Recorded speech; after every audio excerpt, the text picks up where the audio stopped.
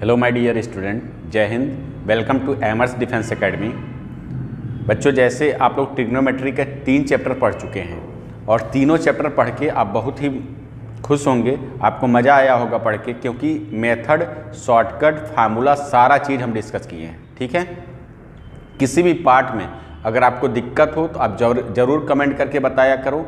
मैं आपका पूरा सहयोग करने के लिए तैयार हूँ। मेरा पूरा टीम लगा है आप लोगों के लिए। अब देखिए बच्चों, आज का जो चैप्टर है हाइट एंड डिस्टेंस है।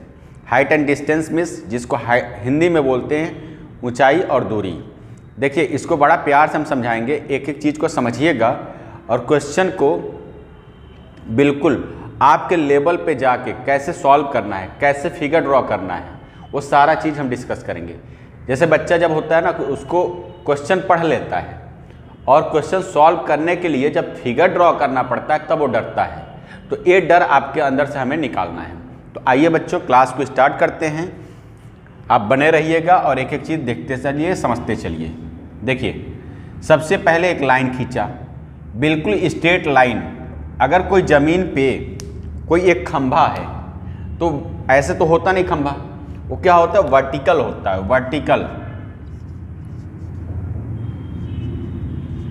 वर्टिकल वर्टिकल मीन्स होता है कि बिल्कुल स्ट्रेट होगा और 90 डिग्री का एंगल बनेगा।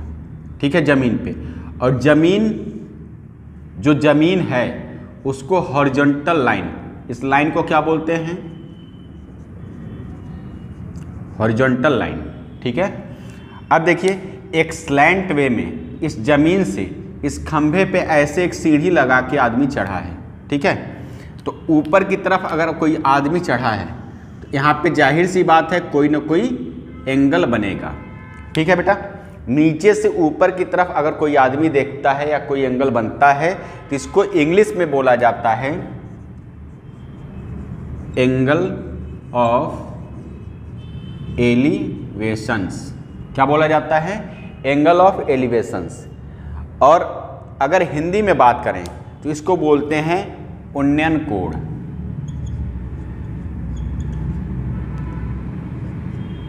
उन्नयन कोण। ठीक, अब देखिए, इस लाइन को हिंदी में बोला जाता है क्षैतिज। क्षैतिज। और इसको बोलते हैं ऊर्ध्वाधर। ऊर्ध्वाधर लाइन। ठीक है, तो हिंदी इंग्लिश दोनों में मैं बता रहा हूं, समझते चलिएगा। अब देखो बेटा, क्या होता है कि जैसे मान लो ये ज़मीन है, ये आपकी बिल्डिंग है। ठीक है, ये आपका घर है। घर पे फर्स्ट फ्लोर पे हो आप, यानी कि छत पे एक कमरा बना है उस पे हो। तो वहाँ पे जब नीचे से कोई सब्जी वाले ने या दूध वाले ने आवाज़ लगाया तो सबसे पहले आप खिड़की से नीचे की तरफ देखते हैं। खिड़की से नीचे की तरफ देखते हैं। तो आप खिड़की से जब नीचे की तरफ देखते हैं तो एंगल जो बनता है उसको क्या नाम दिया जाता है। जब ऊपर से आप नीचे की तरफ देखते हो तो एंगल जो बनेगा उसको बोलेंगे एंगल ऑफ डिप्रेशन। तो एंगल फ्रेम कहाँ पे होता है, बहुत से बच्चे यहाँ पे बना लेते नहीं। आप इमेजिन करिए कि आपके जहाँ पे आप देख रहे हो, आपके आँख के पैरेलल एक लाइन है। इमेजिन करिए एक लाइन है और उस लाइन को हॉरिजॉन्टल लाइन मानते हुए यहाँ पे एंगल बनेगा। कहाँ पे बनेगा, यहाँ पे ऊपर की तरफ बनता है एंगल। अब देखिए, इस एंगल का नाम अगर हम कह दें फाई है, इसका नाम होता है इंग्लिश में एंगल ऑफ डिप्रेशन। क्या, एंगल ऑफ डिप्रेशन, या हिंदी में अगर बोले तो अवनमन कोण। क्या बोलेंगे, अवनमन कोण। बात समझ में आ रही होगी।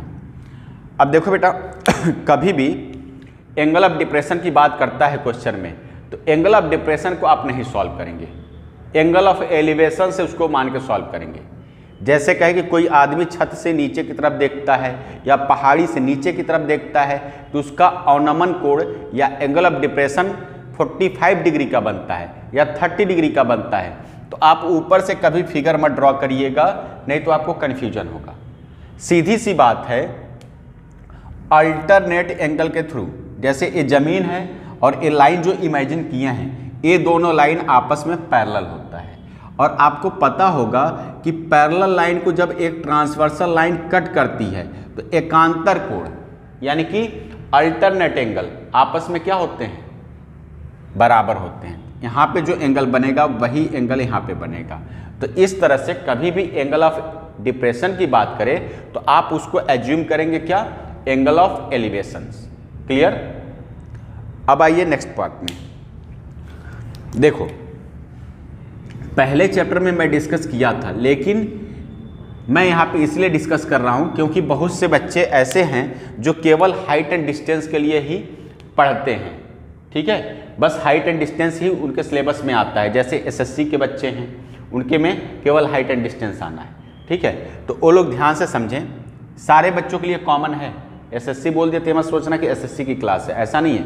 एनडीए की क्लास है। एनडीए, सीडीएस और एयरफोर्स XY ग्रुप, ये सब के लिए है। हाइट एंड डिस्टेंस सब में कॉमन है, चारों पार्ट में। देखिए बच्चा, इसको क्या बोलते हैं, परपेंडिकुलर लाइन। इसको बोलते हैं बेस, ये होता है हाइपोटेन्यूज, ट्रायंगल के पॉइंट ऑफ व्यू से। अब क्या है, इसको बोला जाता है हिंदी में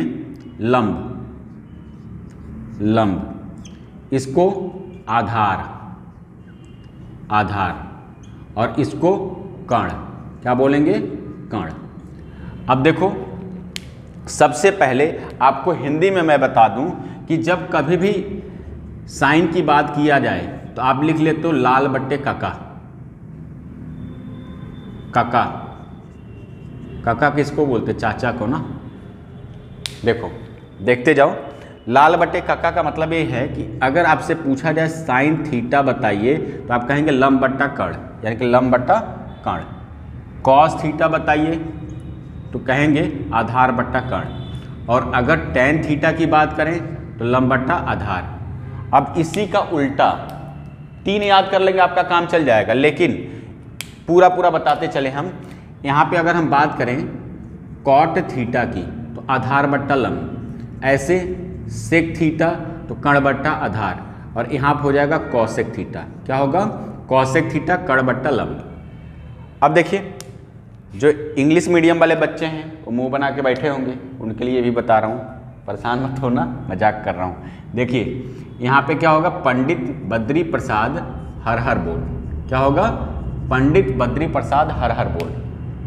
perpendicular base, perpendicular hypotenuse base, Pandit Badri Prasad हर हर बोल, ऐसे याद रखो। अब देखिए यहाँ पे एज इट इज होगा, जैसे sine theta equal to perpendicular upon hypotenuse, cos theta equal to base upon hypotenuse, ऐसे tan theta equal to perpendicular upon base, ऐसे कॉट सेक कॉसेक होगा, सेम है। ठीक है, एक बात और, ये 3 पार्ट हो गए, फर्स्ट, सेकंड, थर्ड। अब एक पार्ट और है जिसका यूज हम करेंगे क्वेश्चन में, और सबको पता ही होता है, लेकिन मैं बताना चाहूँगा क्योंकि इस पे लोग ध्यान नहीं देते हैं। देखिए बच्चों, जब कभी भी एंगल ऑफ एलिवेशन या एंगल ऑफ डिप्रेशन 45 डिग्री का होगा, कितने डिग्री का, 45 डिग्री का होगा, तो जाहिर सी बात है कि ये 90 है तो ये भी 45 होगा।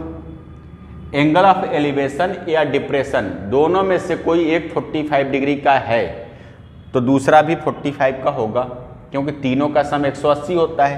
तो ऑलरेडी ये तो 90 है ही, तो ये हो जाएगा 45। क्लियर।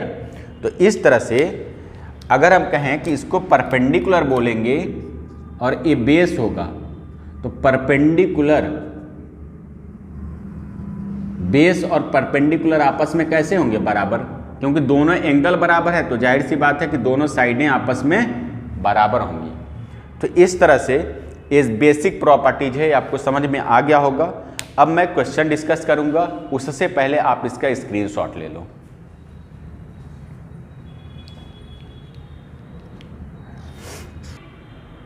हाँ, तो देखिए आप लोग आज का क्वेश्चन क्या है। देखिए बच्चों, पहले ही मैं बताने देना चाहूँगा कि क्वेश्चन जो है मेरा वो इंग्लिश में है। इंग्लिश में कंटेंट है मेरे पास, ऐसा नहीं कि मैं हिंदी में नहीं बताऊँगा, सिर्फ इंग्लिश में लिखा गया है।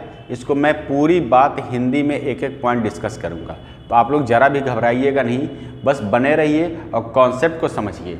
देखिए बेटा, क्वेश्चन है आज का पहला question, if the height of a pole is 2√3 metre.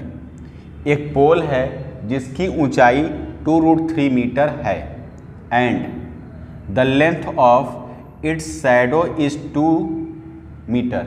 अब देखिए उस पोल का जो परछाई है यानी कि छाया जो है उसका लेंथ दिया है 2 मीटर, उसकी लंबाई दिया है 2 metre. Then the angle of elevation of the sun is, तो एंगल ऑफ एलिवेशन यानी कि उन्नयन कोण की वैल्यू बताइए। तो देखो बेटा सबसे पहले लेंथ ऑफ द पोल यानी कि हाइट ऑफ द पोल दिया है, तो पोल बनाइए, क्या दिया है 2√3। अब शैडो, जैसे आप खड़े हैं तो खड़े होते हैं जब, तो मान लीजिए सनलाइट इधर से आया तो आपका जो परछाई होगा वो ज़मीन पे ही तो बनेगा, कहाँ पर बनेगा ज़मीन पे, तो ऐसे इसका शैडो जो है वो ज़मीन पे बनेगा। शैडो की लंबाई यानी कि परछाई की लंबाई क्या दिया है 2 मीटर, ये 2 लिखा गया है 2 मीटर 2। अब देखिए यहाँ पे जो एंगल ऑफ एलिवेशन बनेगा यही तो बनेगा, इसको थीटा मानिए। अब बताइए बच्चों परपेंडिकुलर और बेस किस फार्मूले में यूज होता है, तो perpendicular upon base Pandit Badri Prasad हर बोल से अगर देखेंगे तो tan theta is equal to क्या होता है, पंडित बद्री प्रसाद हर बोल से परपेंडिकुलर अपॉन बेस आ जाएगा, ठीक है।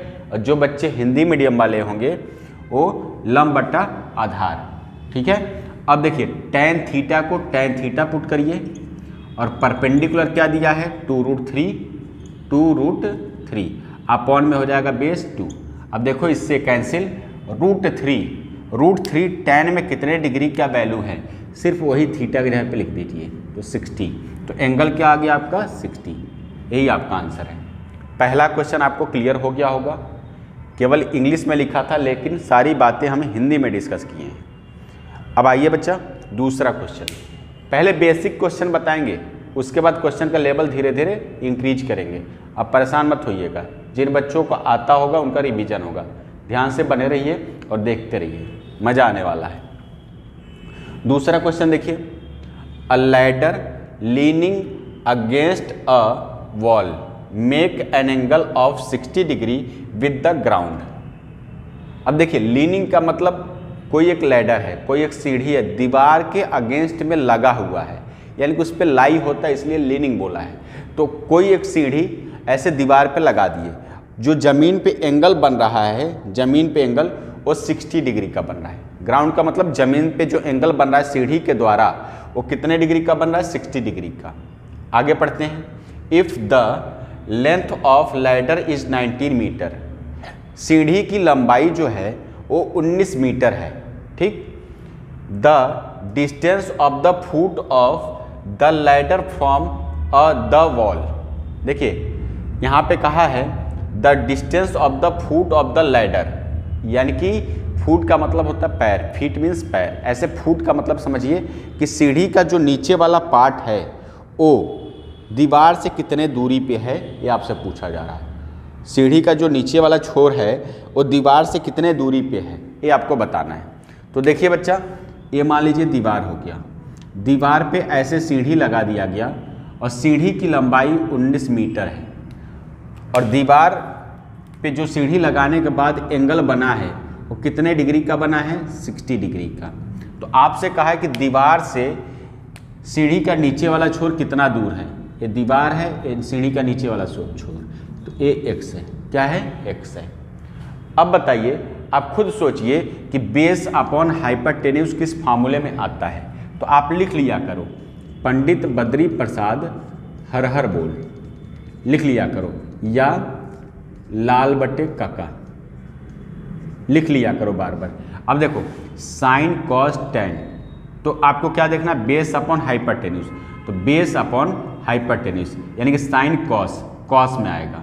कॉस थीटा का फार्मूला लिखिए, लिखेंगे cos theta is equal to base upon hypotenuse, ठीक है। थोड़ा सा ऊपर कैलकुलेशन करेंगे, इधर देखिएगा नीचे जगह नहीं इसलिए।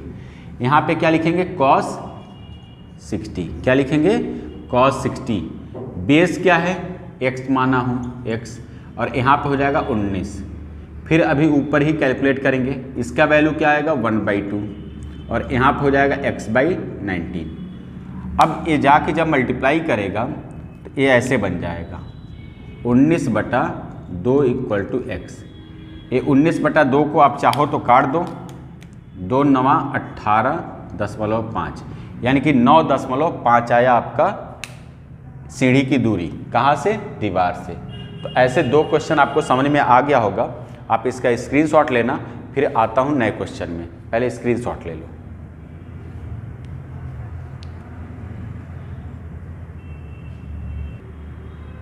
देखिए बच्चों, जो अगला क्वेश्चन है वो समझते हैं। ध्यान से पहले सुनिए क्वेश्चन क्या कह रहा।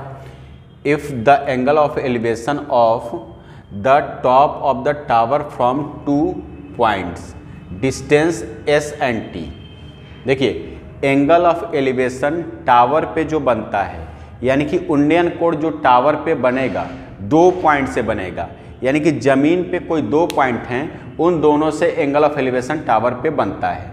पहले की दूरी s है और दूसरे की दूरी t है। s बड़ा है t से, वो जब फिगर बनाएंगे तब उसको मेंशन करेंगे। देखिए आगे क्या लिखा है, फ्रॉम इट्स फुट, ये तो समझ गए होंगे।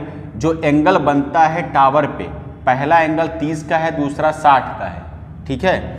रिस्पेक्टिवली का मतलब होता है क्रमशः। Then the height of the tower is, बच्चों एंगल ऑफ एलिवेशन की वैल्यू दिया है और उसका फुट डिस्टेंस यानी कि नीचे का डिस्टेंस भी दिया है, किसका कितना है, और फिर कहा है टावर की ऊंचाई क्या होगी। फिगर ड्रॉ करते हैं, ध्यान से समझिएगा। सबसे पहले देखिए, कोई टावर है मान लो, ठीक है। ये जमीन है, जमीन पे 2 पॉइंट हैं, ठीक है। जमीन से पहले पॉइंट से जो टावर पे एंगल बनता है वो 30 का बनता है। कितने का बनता है? 30 का। दूसरे पॉइंट से जो बनेगा वो 60 का बनेगा।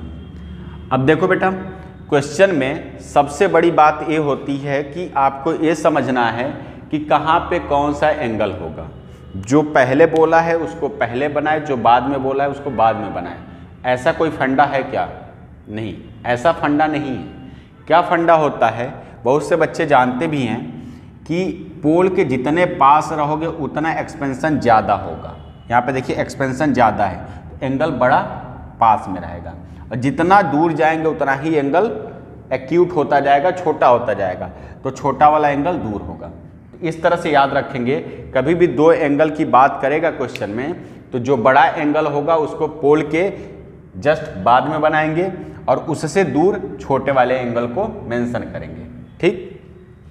दूसरी बात, इसमें लिखा है s and t, s is greater than t, यहाँ पे साफ साफ बोला है। यानी कि जो फुट डिस्टेंस है, फुट डिस्टेंस का मतलब नीचे का डिस्टेंस, ये जो पूरा दूरी है इसको s बोला है, यानी कि 30 के लिए s बोला है, और छोटे वाले डिस्टेंस को क्या बोला है? t। क्या बोला है? t। अब देखो बच्चा, हाइट आपसे पूछा है तो हाइट को h मान लो। देखिए अभी तक हम पढ़े थे 1 एंगल वाला क्वेश्चन, ये है 2 एंगल वाला। बड़ा आसान क्वेश्चन है, बस ध्यान से देखते जाओ। पहले हम 60 डिग्री के लिए सॉल्व करते हैं, तो यहाँ पर हो जाएगा tan 60 degree is equal to perpendicular upon base. केवल इतना ट्रायंगल लेंगे तो परपेंडिकुलर h है और बेस है आपका t। अब आइए थोड़ा सा स्टेप इसका करते हैं, तो हो जाएगा √3 इसका वैल्यू h/t, इसको यहीं पे छोड़ देंगे। अब पूरा ट्रायंगल ले लो, क्या करो? पूरा ट्रायंगल। तो यहाँ पे हो जाएगा tan 30, परपेंडिकुलर यहाँ पे h है, क्या है? परपेंडिकुलर h, बेस क्या होगा? s, बेस क्या होगा? s, परपेंडिकुलर अपॉन बेस, पूरा बेस होगा 30 डिग्री पे। इसका वैल्यू क्या होता है? 1/√3 h/s। अब देखो बच्चा, इसमें h की वैल्यू बतानी है। h यहाँ पे भी अननोन है, यहाँ पे भी अननोन है। आप लोग क्या करते हैं, कुछ कॉमन वैल्यू देख के दोनों को कोरिलेट करते हैं। तो कॉमन वैल्यू का मतलब यही नहीं होता है कि दोनों में वेरिएबल ही कॉमन हो, नंबर भी कॉमन हो सकते हैं। देखिए यहाँ पे √3 है, अगर इसको पलट दो तो √3/1 लिख सकते हैं, और इसका वैल्यू क्या हो जाएगा? इधर भी पलट जाएगा, यानी कि रेसिप्रोकल हो जाएगा। तो h/2 को h/s को s/h लिख सकते हैं। अब देखो बेटा, यहाँ पे √3 की वैल्यू s/h है और यहाँ पे √3 की वैल्यू h/t है।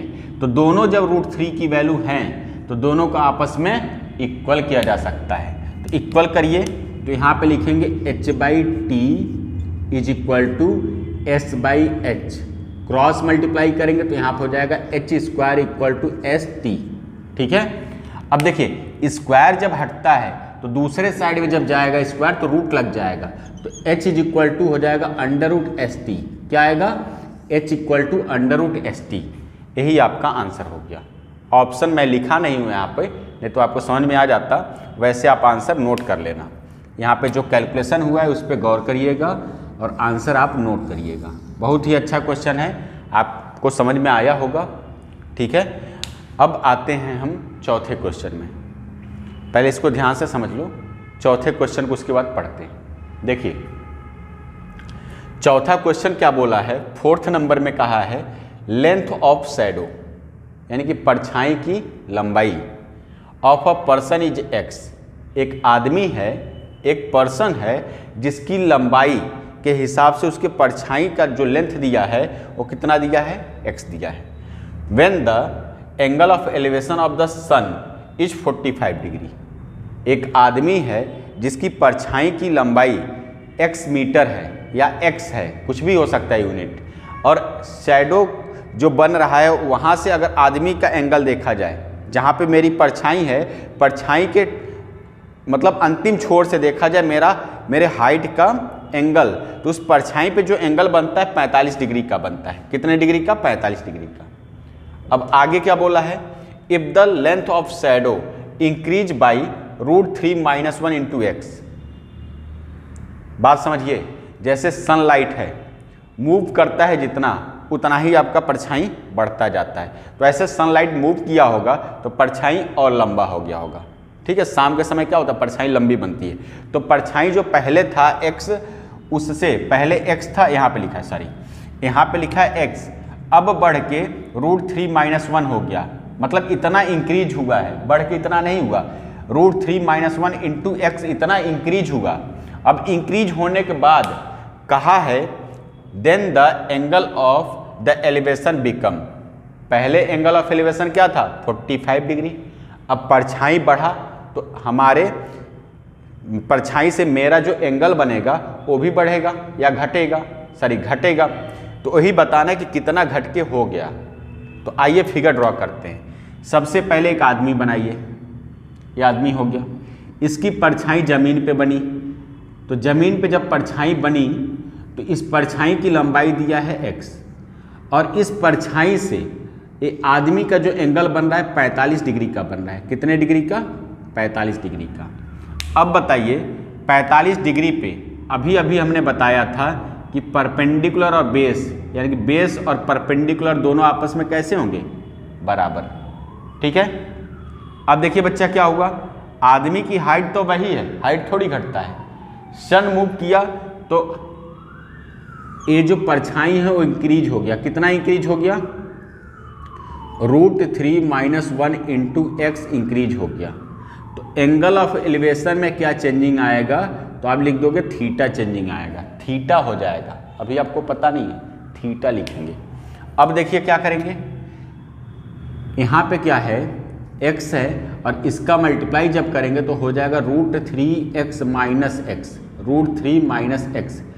अब क्या होगा? इसके साथ जोड़ देंगे। ठीक है, इसके बाद -x से +x कैंसिल। यहाँ पे आया हाइट x और बेस क्या है आपका? √3x, और बताना क्या है? थीटा की वैल्यू। ये पूरा ट्रायंगल ले लो, पूरा ट्रायंगल, ध्यान से देखिएगा, पूरा ट्रायंगल लेना है। और फार्मूला क्या लगेगा? tan theta equal to perpendicular upon base. आपको याद होना चाहिए, अगर नहीं याद है तो बार बार पंडित बद्री प्रसाद हर हर बोल वाला फार्मूला लिखते चलो। तो यहाँ पे क्या होगा? tan थीटा को ऐसे कॉपी करेंगे। परपेंडिकुलर क्या है? x, बेस क्या है यहाँ से यहाँ तक? √3x। क्या है? √3x। इससे कैंसिल, 1/√3 क्या आया? 1/√3। कितने डिग्री का वैल्यू होगा? 30 डिग्री का। कितने डिग्री का वैल्यू होगा? 30 डिग्री का।